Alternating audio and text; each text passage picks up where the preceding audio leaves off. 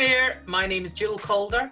I'm an illustrator and picture book author, and I also do the artwork for Perth Festival of the Arts brochure and all the kind of promotional stuff that they do as well. So I've been doing that. This was my third year doing it. I'm based in Fife, and I graduated from art school finally in 1992. So I've been an illustrator for a long time.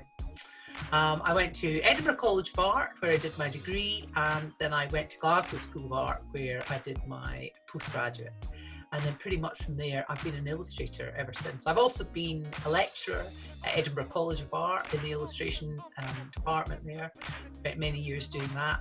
And then I left that, oh gosh, almost 10 years ago, and to just be a full-time illustrator, which was quite a scary moment.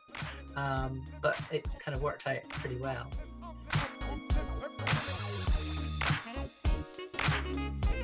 Lego, actually.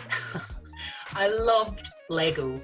I had loads of Lego, like tubs and tubs and boxes of it.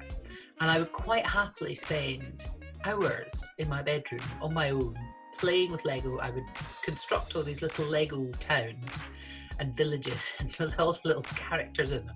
And I would be talking away to myself. I'd have voices for all the people and be creating this whole story about what was going on. And I remember my favourite Lego character had a little cowboy hat, and I think Dallas was on the telly at the time, which I was kind of allowed to watch. And that was, of course, the little Lego character with the cowboy hat with this Stetson was, of course, JR. So there was all sorts of crazy stories that came from that. The thing I did really love was the library. There's a fantastic library in Broughty Ferry, which I think is still going strong to this day. This beautiful kind of Victorian building with this amazing, funky extension to the side of it, which I think was built in the 70s. So it was a very kind of interesting space to go into as a young girl. And I would spend hours in the library. I would just read anything and everything. I left school at the end of Form 5 or 5th year, and I went to Carlisle to do a 1-year foundation course because I wasn't that good, to be honest.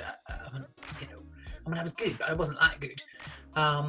And I really didn't know what I wanted to do. I just wanted to go to art school. So I went there and did all sorts of things: theatre design, fashion design, textile design. I loved it all. I wanted to be a fashion designer, everything. And then, of course, we had to apply our UCAS forms. And I was like, oh, that's not what to do, And luckily I had a tutor that went, oh, for goodness sake, Jill, look at the work that you're best at, this narrative, drawing and storytelling and everything. Go and do illustration. So that's what I applied for. And I ended up going to Edinburgh College of Art, as I say.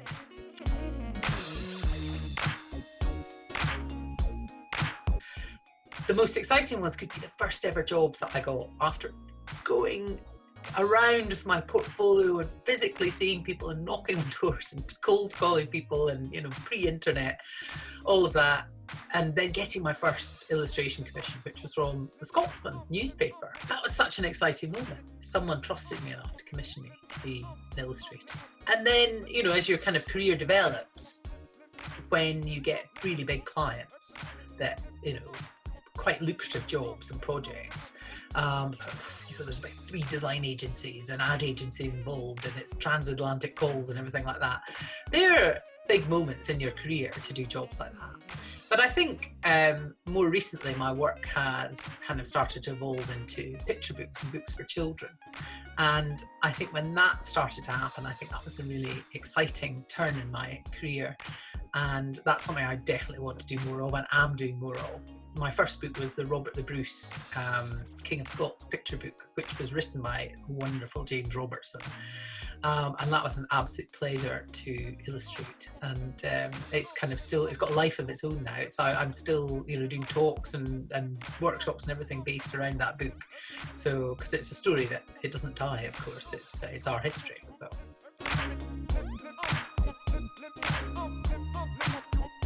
I have to say, my kind of creative process does involve quite a lot of procrastination. But I think that procrastination is also my mind thinking about lots of things. And I do get quite a free rein from the festival committee, it has to be said, which on one hand I really love, because they trust me, you know, they really do. And on the other hand, it's like, you don't have any anchor point to kind of start from. So, you know, I'm experienced enough to find my own anchor point, or, you know, starting block, if you like.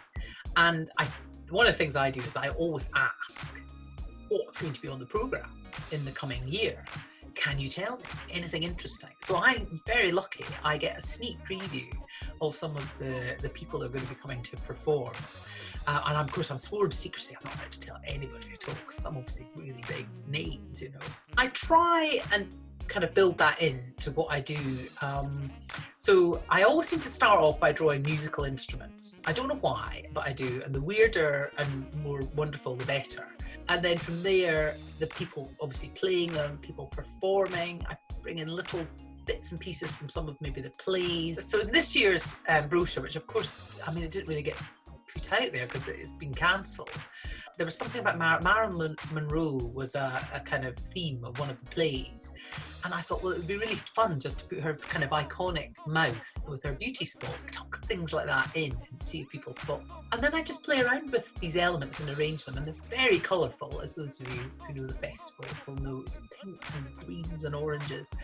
And I like putting people in them as well, because it's all about the audience as well, the people that come and support the festival. So I have lots of fun doing it, and I'm very playful with that. That kind of comes across.